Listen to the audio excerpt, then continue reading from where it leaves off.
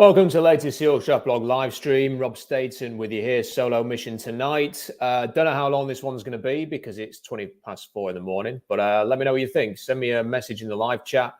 Super chats, much appreciated. Just let us know what you think about that game. You know, I really have mixed feelings about that game. I'm not going to lie. You know, it's certainly good for Drew Lock, you know, I have to say that, you know, to lead, I think they said at the end it was the longest touchdown drive that the Seahawks have had all season. So fair play to Drew Lock. What an incredible catch by Jaxon Smith-Njigba. I mean, that is so difficult. He was at full stretch to get the ball. There was no juggling as he was going out of bounds. That is a first round pick type reception from Jaxon Smith-Njigba. You know, that is an amazing play from him. So, you know, you have to give Drew Lock credit. You have to give Jaxon Smith-Njigba credit. I think you've got to give Leonard Williams a lot of credit. That was a huge game.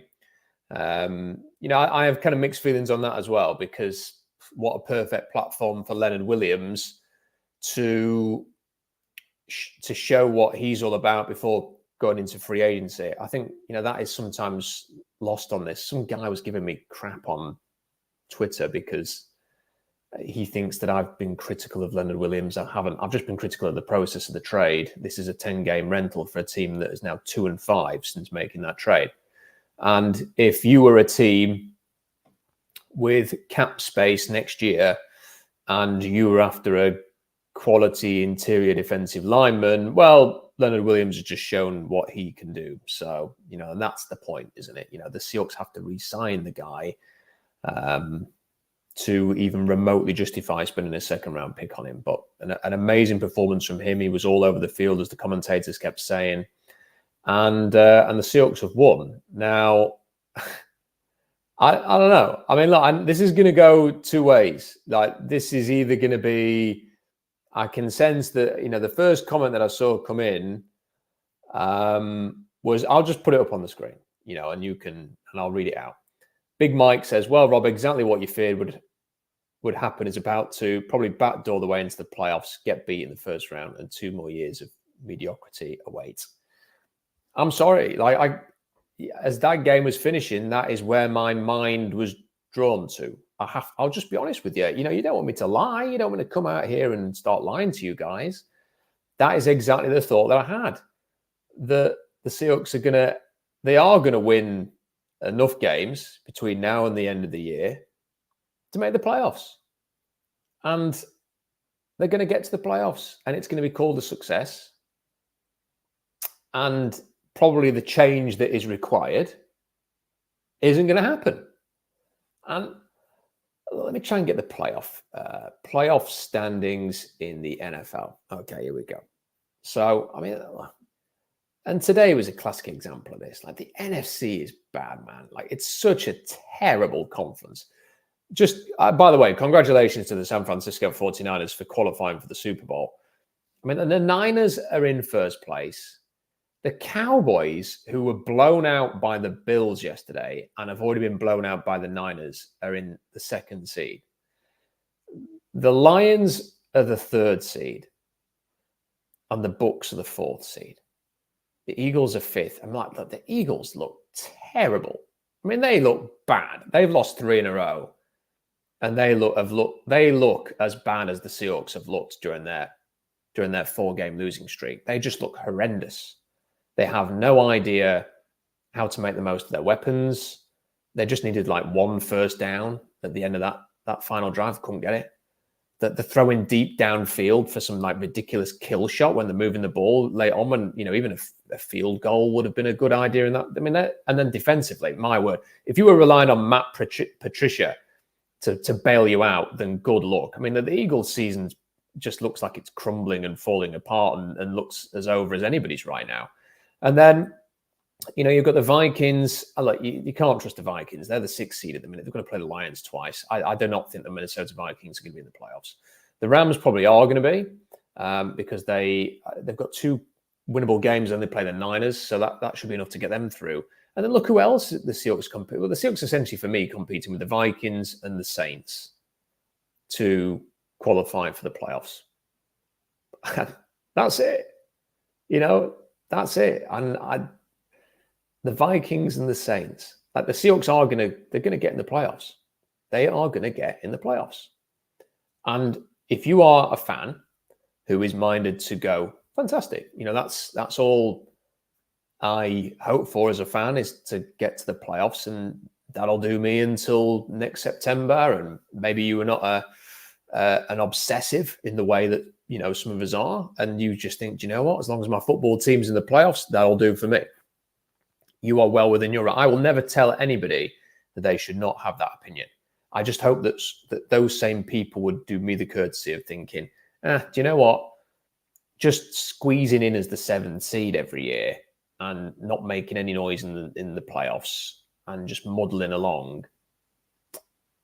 I just want a little bit more than that. And I just don't see Pete Carroll getting us there. And there were things in that game that justify that thought. The blowing of the timeout in the fourth quarter to give the Eagles an opportunity to challenge that play. The performance of the defense generally. I mean, look, fair play to Julian Love for a couple of really good interceptions, but the first one from Jalen Hurts, it's a great play by Julian Love, but it's an arm punt. It was a ridiculous throw and decision and play call.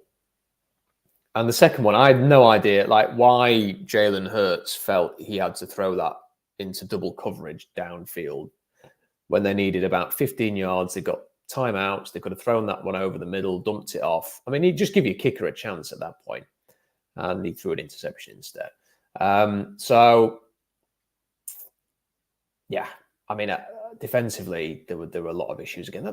Just the scheming, when you start the game and Bobby Wagner's dropping into coverage again and he's getting exposed, you just think, you're not learned anything from the last few weeks. But, if people have tuned in late, I have talked about the positives. I'm just saying, I'm giving you my honest opinion. I'm always going to give you that. I'm not always going to be right, and you will disagree with me, and that's fine. I'm just telling you what I feel right now. Let's have a look at the super chats then that have come in.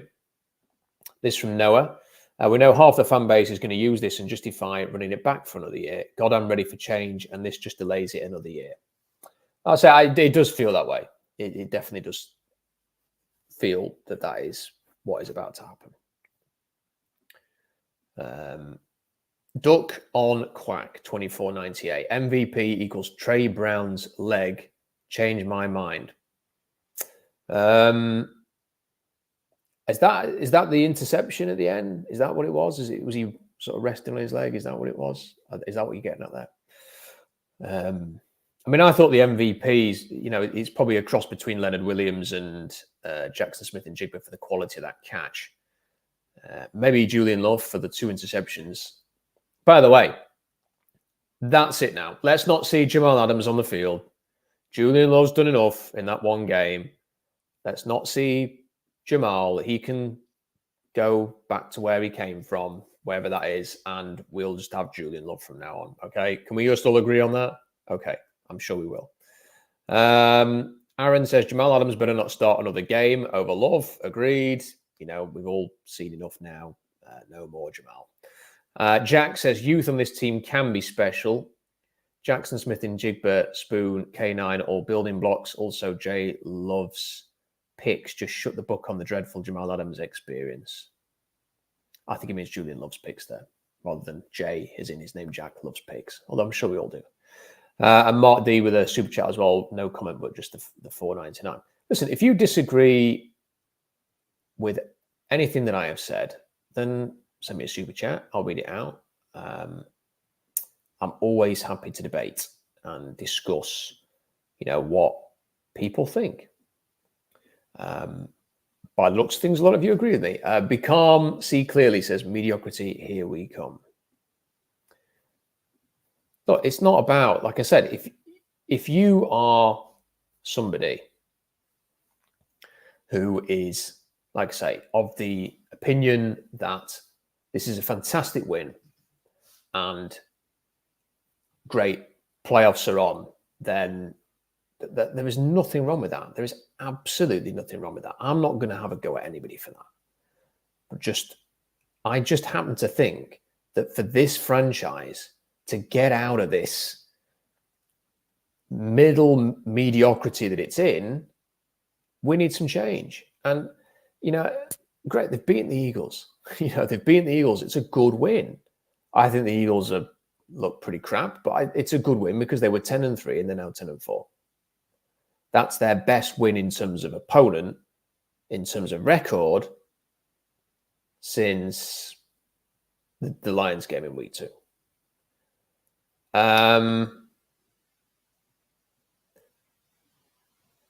When you sort of move it forward onwards now, though, I can't watch another year of 0-2 or 3 against Kyle Shanahan, 0-2 or 3 against Sean McVay. I just don't see a future where Pete Carroll is leading a team on top of the NFC West ahead of those two coaches. That's just how I feel. Unless he is willing to do what he's never been willing to do, which is to cede control. The Seahawks do not feel, even in this game, that prepared and ready. They don't seem to have much in the way of schematic culture. Even today, I know what we'd be talking about. If it wasn't for that amazing catch from Jaxon Smith-Njigba, we'd be talking about why were they not getting DK Metcalf involved? What was happening on that drive where they ended up with the 2 timeouts? Because they were running it really well with Ken Walker and then they stopped. Defensively, why are they dropping Bobby Wagner into coverage at the start of the game again and getting it exposed? These are things that we'd be having a serious conversation about, but for that one drive at the end. And now I know what's going to happen. That's all going to be pushed aside. Pete's back. Seahawks are back. Seahawks got in the playoffs. You're not allowed to criticize someone who's in the playoffs. That's it. And this is the kind of thing I'm talking about. Let me show you this message. So this is what David sent. David's come on this stream and has put, I can't listen to this guy. I think Rob needs a break. Why does Rob need a break? Why does Rob need a break for having an opinion on the Seahawks? All that is a smear. It implies that there's something wrong with me for having a different opinion. So when I say, if you want to be really happy with this and enjoy making the playoffs, there's nothing wrong with that. That's my position on people who disagree with me. David's position on people who disagree with him is to say, you've got something wrong with you. What is this? And if you can't listen to me, that's fine. No one's making you listen. There are other streams who will have different things. I have my opinions. I'm not going to adjust my opinion to suit you. I'm not going to change the way that I talk about things because of you. And none of my opinions are what I would say unfair or really out there. I think it's completely fair that if it was not for that final drive, that final throw, that amazing catch from Jaxon Smith-Njigba, we would be having a very different conversation tonight. And if the Seahawks get to the playoffs as a, let's say, 9-8 team, then get eliminated in the first week against Dallas, is that a success? Is that being on the right journey, the right path? If they beat Dallas, does that validate everything? Does one playoff win constitute progress? I don't know. That's a genuine question. Yeah. Or maybe this is the better question. Forget all of that. The better question is, do the people out there like David implying that I have some kind of, mental illness or something, or need a break because I've watched a football game and have an opinion on it, which is different to his? Do you honestly think that Pete Carroll win a Super Bowl before the end of his contract in 2025? Do you think Pete Carroll, with this current setup, is going to win a Super Bowl in the next 2 years? Because I don't. In the current setup, and I don't think he's willing to do what is necessary to get to that, which is cede a lot of control to go and get the best coordinators money can buy. That's an honest question. And I genuinely would struggle to think there are many people out there that are watching this Seahawks product right now and thinking, yeah, okay. So what? And if that's the answer, what are we waiting for? Why not put the pieces in place to try and get there. It might take a bit longer, but that's the point. With Pete Carroll, the chances are in 2 years, he will retire at the end of his contract. Are you not better to be on the path that could potentially get you there, even if it takes 5 years? I don't know. These are questions that I think are fair and worth asking. So, and I'll put another one here. Like Peter says, you can have an opinion. Well, thank you. I'm glad you've given me your permission to have an opinion, but it's also fun to just enjoy a win sometimes. That's fine. If you want to be in that headspace, that's up to you. Again, like I do not have to conform with your reaction to this game. If I want to come on the stream and say what my honest opinion is right now, then what's wrong with that? And I actually don't think just enjoying a win sometimes is a great position to have. I think sometimes a win after this does warrant the kind of questions I'm asking. Is it for the long-term success, is it the best thing for the Seahawks? It's perhaps not a convenient question. It's perhaps a question that people would rather run a mile from. It's a question that I'm willing to ask tonight, whether people like it or not. I want to get back to some of the super chats in a bit. Honestly, the comments, it's crazy. It always happens. You know, when the Seahawks have a win like this, people just sort of lurch towards that. What do they expect? They expect like fireworks going off in the back. I've completely changed my opinion because of that game. No. And if people know what my opinion is on this, and if you don't like it, then why are you here? Jordan says, Pete's blunders almost cost us the game. As soon as Love got the first interception, the offense went conservative, stopped with a soft zone, says Jordan. Thank you for your super chat. Appreciate that. Love was only in bounds on the inch because his foot bounced off Brown's leg. Okay, right, I get it now.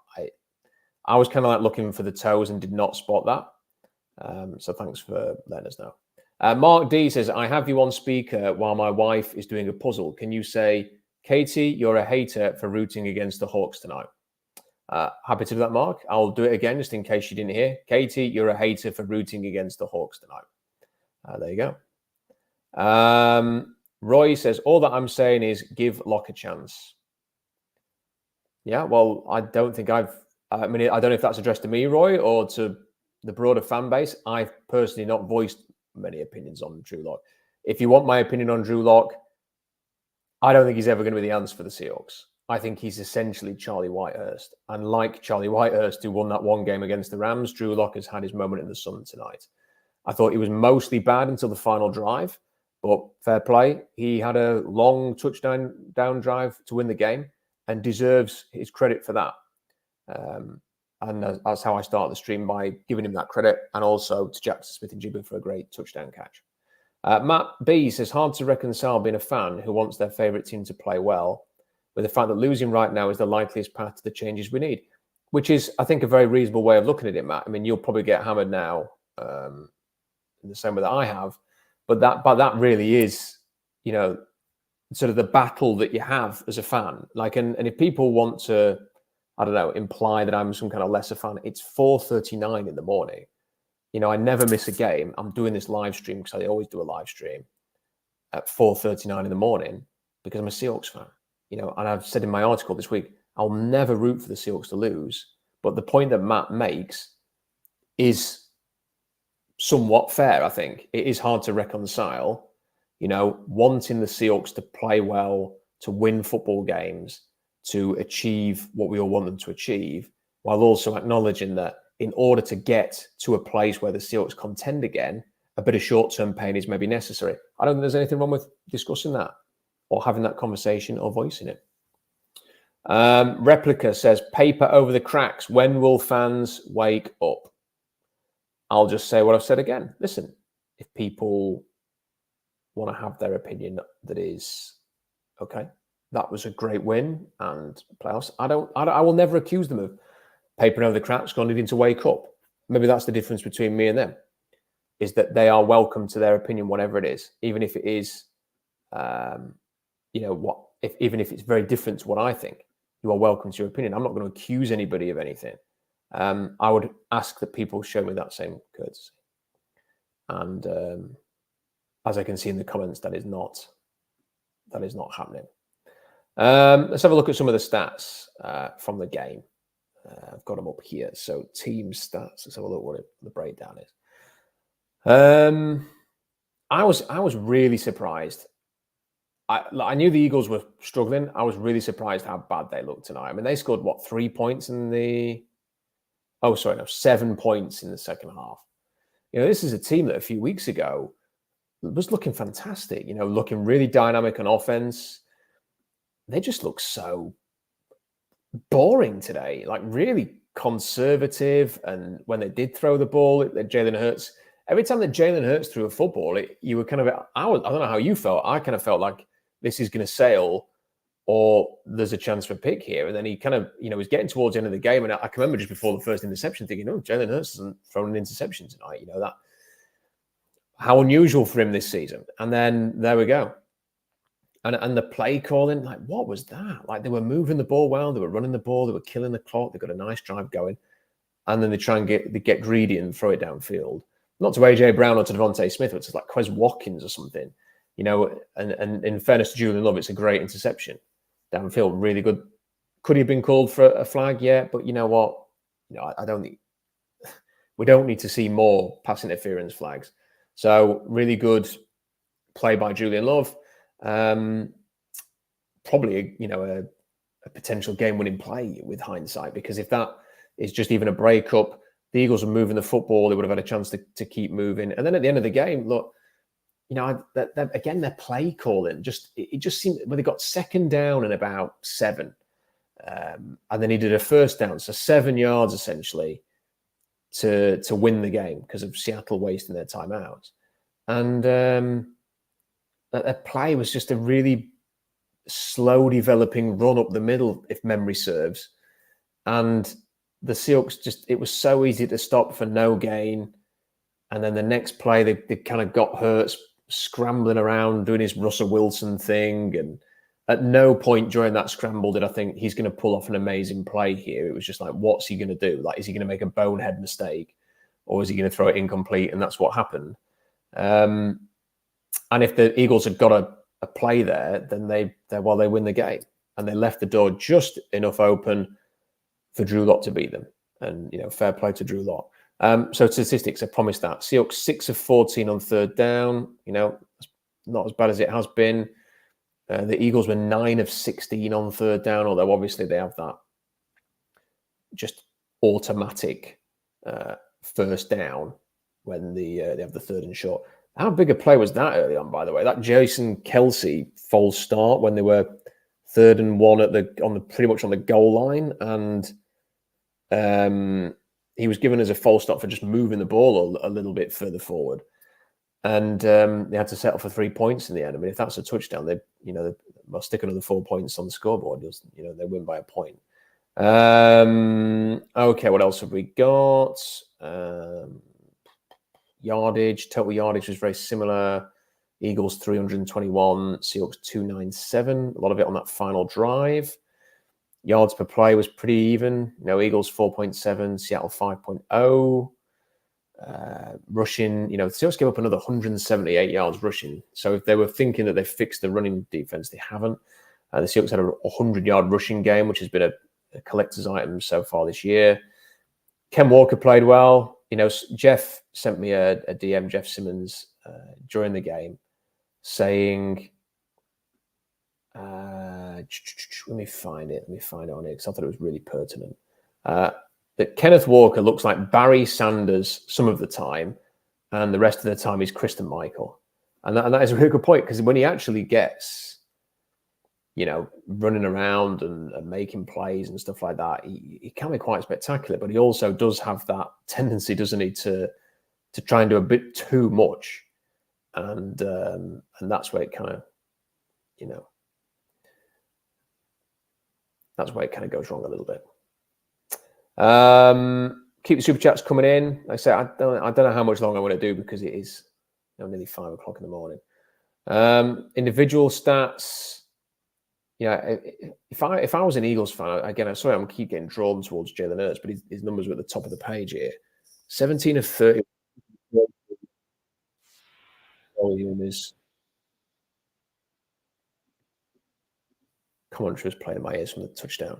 Jalen Hurts, 17 of 31, 143 yards, 2 interceptions, 0 touchdowns. This is a guy who got paid last offseason. And he has been, look at his total numbers. So 19 touchdowns, 12 interceptions now for the year. 12 interceptions, that is, it's almost it's similar to Geno Smith's numbers. I know he's got a lot of rushing touchdowns. A lot of that's down to the brotherly shove. Not good, not good at all, really. And just doesn't seem to be like tonight. It never really felt like AJ Brown and Devontae Smith were in the game. Obviously, they had decent, not decent, not terrible yardage, but they didn't really feel in the game. And then DK Metcalf was not in the game at all until the very end, wasn't he? He's ended up with 5 catches, 78 yards. He had like 1 catch, minimal targets for 8 yards. Very late in the game. Jaxon Smith-Njigba 4 catches, 48 yards, a touchdown, 29-yard touchdown at the end, which was, again, just to say it again, an unbelievable catch. And then defensively, no sacks for the Seahawks. But obviously, Leonard Williams got his 2 tackles for a loss. There's nothing else that really stands out statistically. Michael Jackson and Artie Burns also got a tackle for a loss. Seahawks gave up a couple of sacks, 1 to Jalen Carter, 1 to Fletcher Cox. Couple of interceptions for Julian Love. I mean, it is, if you were to sort of look at Drew Lock's stat line, if you were to present this stat line to fans before the game, 22 of 33, 208 yards passing for a touchdown, no interceptions, people would think fantastic.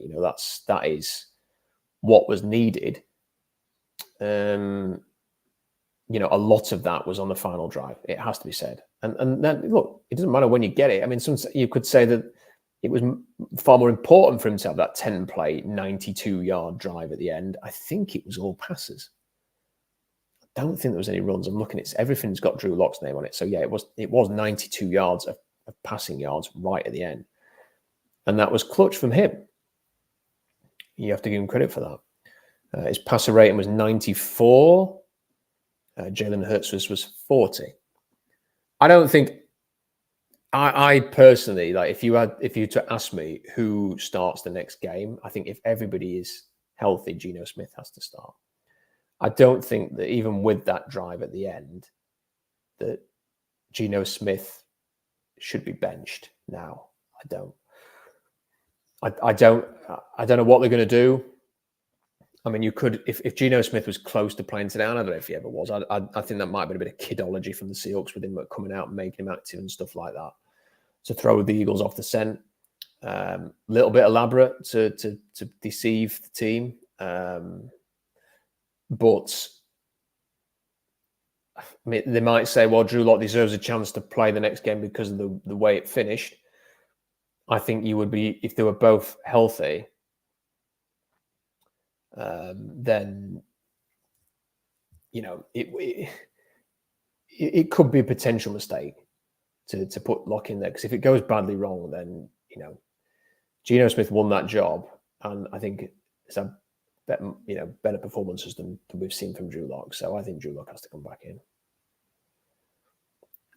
Again, I don't understand this. Like this is why it gets a little bit frustrating at times when you see stuff like this.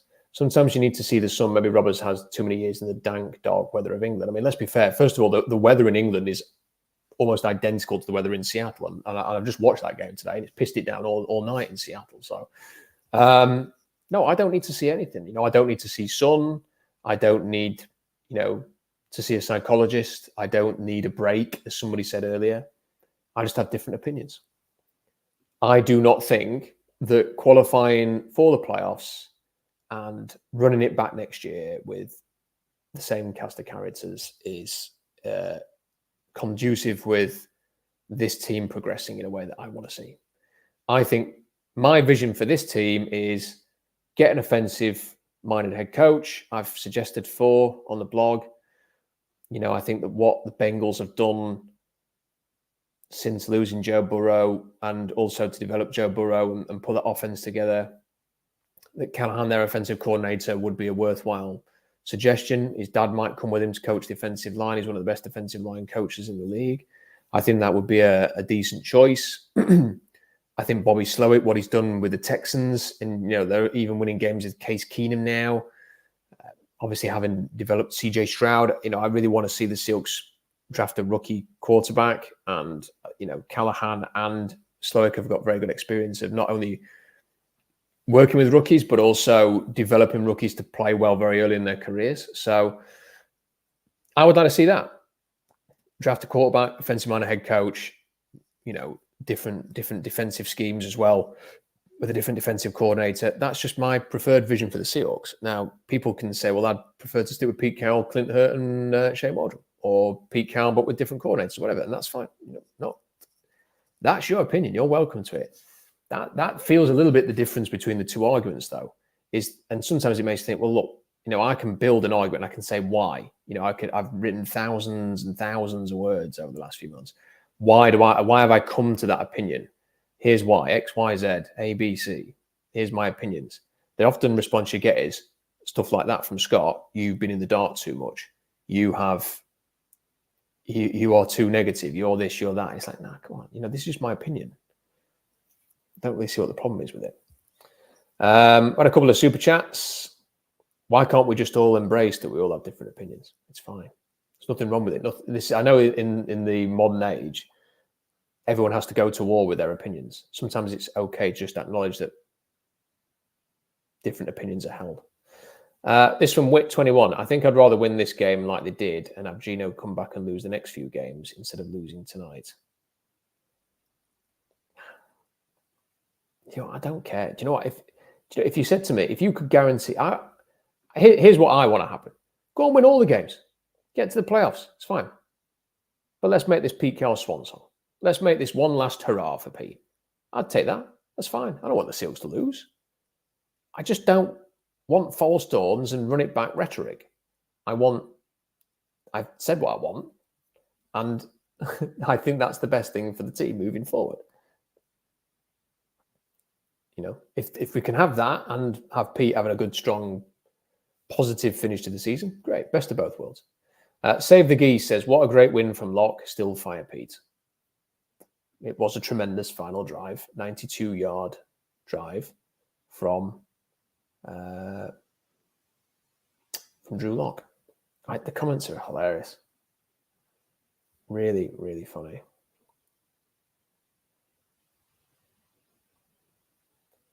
I just, it's the one thing I will never quite get, and it's not just Seahawks fans.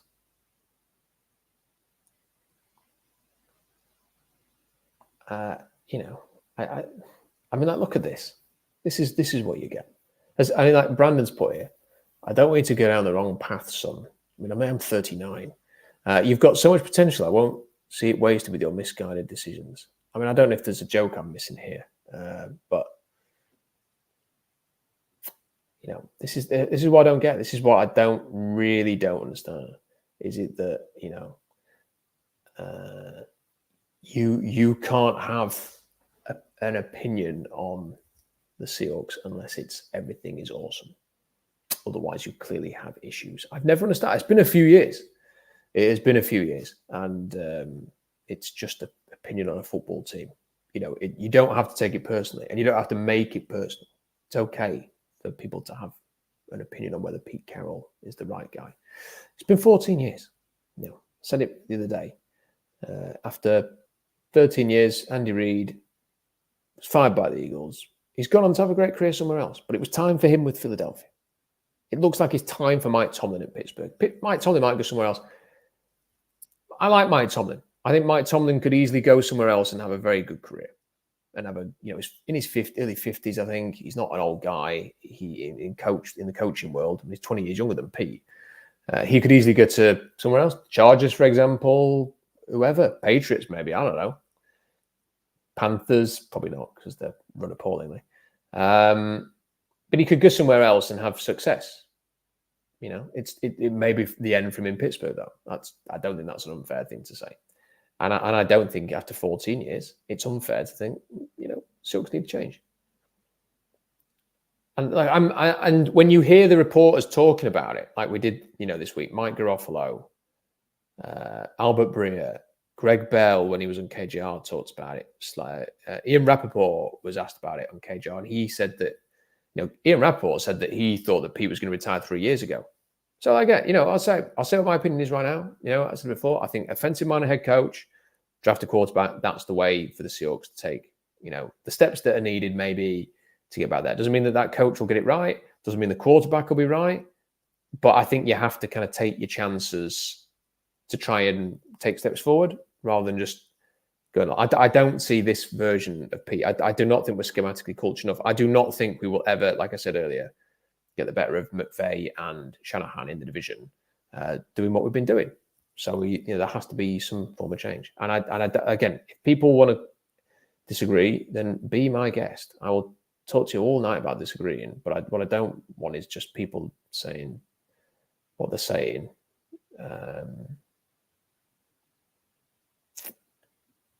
About having like this is some kind of wild, unfair opinion, because I don't agree with that. This from Beyond a Hawk. I just want to highlight a few of these. If you've got a super chat, get it. I'm probably going to do another 5 minutes. So if you've got a super chat, you want to support the channel, and stick them in. Appreciate everybody who's done that so far. Beyond a Hawk says, you speak about change in your opinion, but when it comes to the QB, it's flawed. Gino did nothing this year. Change is change. And Gino is not the future, and Locke is a cheaper option, period. Listen, Gino has, I wouldn't say he's done nothing this year. I mean, I think he's regressed in terms of performance. He basically had a very colourful first half of last season where he did very, very well, and then regressed a bit, probably more than a bit, in the second half of last season, and that sort of level of performance has continued into this year. I do not think that Geno Smith is the answer.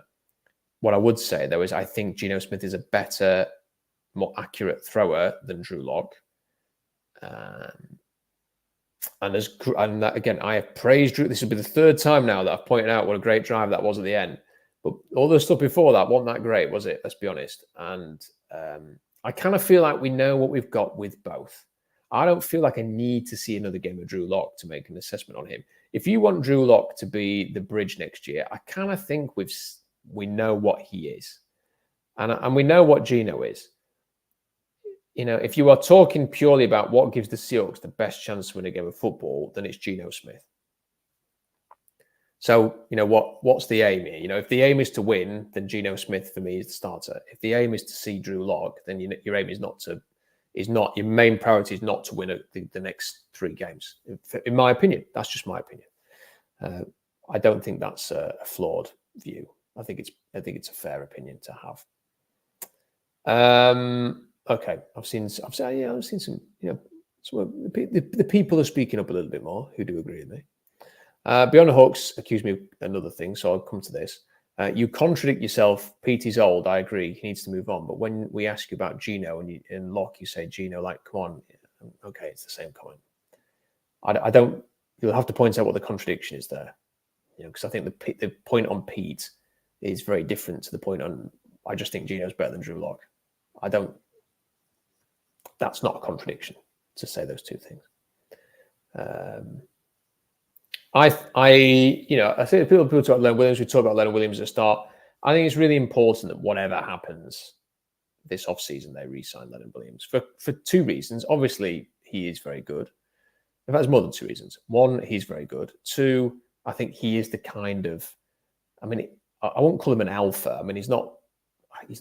I was watching that. You see, Jason Kelsey's an alpha, isn't he? Really, Devin Witherspoon could be an alpha or is an alpha, whatever. However you want to characterize his position in his early days of his career. But I think he's a very mature. He's the kind of person that you want in the locker room. So that maturity, personality, performance, and plus, do not waste that second round pick. Do not make this another Sheldon Richardson. If he goes somewhere else, then it was a complete and utter waste. And I know people go, well, maybe they get a 3rd round comp pick. Yeah, they get a 3rd round comp pick if he gets an enormous salary and you don't sign anybody else. And I think they have a duty. In fact, you know what I would do now? If you go and accept that you are going to cut Jamal Adams as soon as you possibly can and pay Leonard Williams tomorrow. Pay him tomorrow. Extend that contract now. Get it done. The Bears signed Montez Sweat to a deal. You sign Leonard Williams to a contract. Do not let him go to free agency. Let's just embrace that he's probably going to get paid. I would rather pay a little bit more to keep Leonard Williams, avoid the embarrassment of losing him after giving a second-round pick away, avoid him going somewhere else, a.k.a. the Rams or the Niners, because he's from California, played for USC. Avoid all of that and sign him now. Take away all of the doubt, all of the questions. Get him signed tomorrow. There's no reason not to. You have paid players who do not deserve the salaries they are on. Two of them are playing at safety. Pay Leonard Williams. Get it sorted. Do it now. What are we waiting for? Get it done. And then we don't have to talk about potentially losing him anymore. We can say, okay, they paid a second-round pick for Leonard Williams for X number of years. And that, we can all just go, thank God. Whoever the coach is, they didn't waste a second-round pick. Just do it. Let's do it tomorrow. What's the rush? Get it done. Merry Christmas, everybody. Leonard Williams has signed a contract. Great. That'd be a perfect piece of news to wake up to tomorrow or Wednesday. Let's do it. And when I say wake up tomorrow, I mean wake up today because it's 5 o'clock in the morning. This one from B Calm C Clearly says, we need change unless we win the Super Bowl. Yeah, well, I agree. I do agree. And again, this is the problem that I think you position yourselves as fans, because you don't know what the thoughts are internally. You have to wait. Now, it might be that Jody Allen and Burt Cold have come to the decision that, do you know what? A change is needed at the end of this year, unless, something dramatic happens like an extended playoff run. They may well have come to that decision already. But we won't know until the decision's made. So until that, you kind of like think, well, that's why we talk about it. It's the same way that I'm a little bit sort of like about the quarterback position, because I really want them to draft one, but I don't know what they're thinking about this situation or what they feel like they've got to do or stuff like that. And that's the other thing. Look, I'm not going to lie. Like the win today makes it all that little bit harder to get a quarterback because you have to trade. You're going to have to trade up. So, unless obviously my rankings are a little bit different than everybody else's, unless you are prepared to take, I do not think Michael Penix, Bo Nix, or JJ McCarthy are going to go as high as everybody thinks. I think you're going to have, I think Caleb Williams will be the first quarterback taken. I think Jaden Daniels will be the second. I think Drake May will be the third. I really like Spencer Rattler. I really like Quinn Ewers. If Quinn Ewers wins the national championship, sorry, Husky fans, I think he might declare. If otherwise, he'll go back. That's kind of my thought on it. Okay, there is another super chat. Matt B says, is Jody Allen the one who would ultimately make the decision on Pete? Does Schneider fit into it? I'm not familiar with who is in the front office. Great question, Matt. I think Jody would ultimately have to sign off on anything. I think if you were going to move on from Pete Carroll, it probably would need to come from the top because of the structure and the hierarchy where Pete and John are positioned with Pete at the top. I think he probably would have to come from Jody. Burt Cold is also going to would have a big influence and a say on this. And I think that, I think it would come from Jody Allen and Burt Cold if there was going to be a change. And then I think the replacement, they would task John Schneider with finding that replacement. That would be my prediction. Obviously, I don't know, but that's my prediction. And it wouldn't be just like, right, John's picked this guy, that's it, done deal. I'm sure that they would want some involvement. Burt might be involved in the interview process. He's a little bit more hands-on, I think, in being down in the locker room, I've heard, and stuff like this.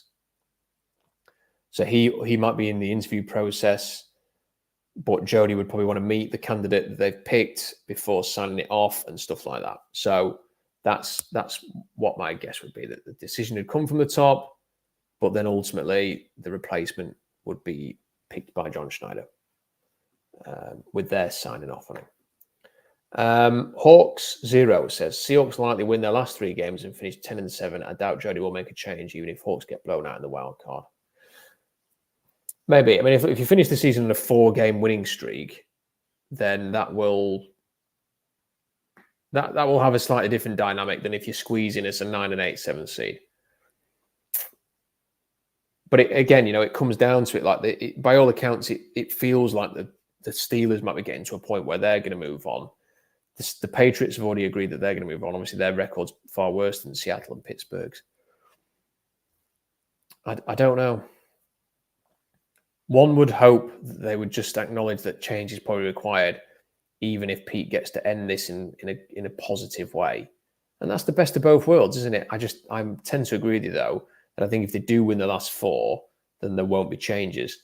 But then that worries me a lot, because the thought of everybody coming back, the thought of Clint Hurt and Shane Waldron and Pete Carroll being the main decision makers on this team, it'd just be the same again next year. The exact same thing again. They won't be able to stop Kyle Shanahan. They won't be able to stop Sean McVay. And I want to see people who give them a chance to do that, personally. That's my personal view. Okay. I think we're just about done. I've seen this message. 49ers fan here. Thank you for beating the Eagles. I know a Cowboys fan as well, and I'm going to have a look and see if he might be awake. See if he's messaged yet. No, he hasn't. But I will wake up at some point later this morning, and he will be ecstatic with the scoreline of this. Doesn't that make you feel a little bit sick that the Niners fans and the Cowboys fans are going to be roaring their approval in the direction of Seattle after this? Okay. So I will say this. I'm going to highlight this from Sean. It says, no issues talking about a new coach in 24, but no candidates really don't do it for me. It seems like a down year for new coaches. I would go along with that to an extent. Because what I would say in that regard is, just run through the list. There wasn't a clamor of people saying, oh, Mike McDaniel, get him a head coaching job immediately. And he's done a good job in Miami. There wasn't that much buzz around Doug Peterson. I know the Jaguars have collapsed a little bit, but I think he's done a good job to turn them around. And, they've got the playoffs last year. They're going to get in the playoffs this year. It's not a bad job. Kevin Stefanski, again, not somebody that, when Kevin Stefanski was at the Vikings, wasn't it? If I'd have said Kevin Stefanski to you, back then, I don't think necessarily Sean, yourself, or others would have gone, yes. But look what he's done with the Browns. Did a very good job in very trying circumstances there. Zach Taylor took the Bengals to a Super Bowl. I'm not sure many people were talking about Zach Taylor. Shane Steichen. Not a lot of people talking about Shane Steichen. He's done a good job at Indianapolis. A lot of people talk about D'Amico Ryans being the one of the top candidates a year ago. So that has to be acknowledged. But no one was talking about Bobby Slowick as an offensive coordinator or somebody who could be a future head coach, and he's done an exceptional job with Houston. Is there anybody else? Not in the AFC. And then in the NFC, Kyle Shanahan was a big name. McCarthy's a big name. Dan Campbell wasn't really being talked about. He's done a good job in Detroit. You have to argue that. Nick Sirianni took the Eagles to a Super Bowl. Yeah, they look crap at the moment, but he did take them to a Super Bowl, and they've won, 23 games in the last 2 years, with 3 to play. I think Kevin O'Connell's done a very good job in Minnesota, having lost Kirk Cousins. Kevin Cousins. If they had Kirk Cousins, they'd be a surefire playoff team, and it would be much harder for Seattle to make the playoffs. Anybody else? Not really. But you see my point. There's not a lot. A lot of those guys were not. Oh yeah, must have coaches. So you're never quite sure.